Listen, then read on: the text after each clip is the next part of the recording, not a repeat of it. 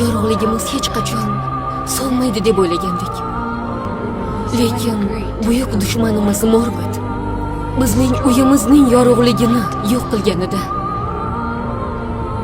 biz qarshilik qildik. Va elflarning legioni urushga ketdi. Biz Valinorni, uyimizni tark etib, uzoq bir hukmronlikka yo'l oldik.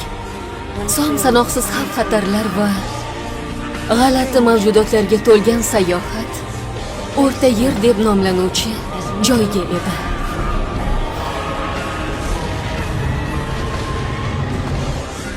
Ammo urush O'rta Yerni vayron qildi.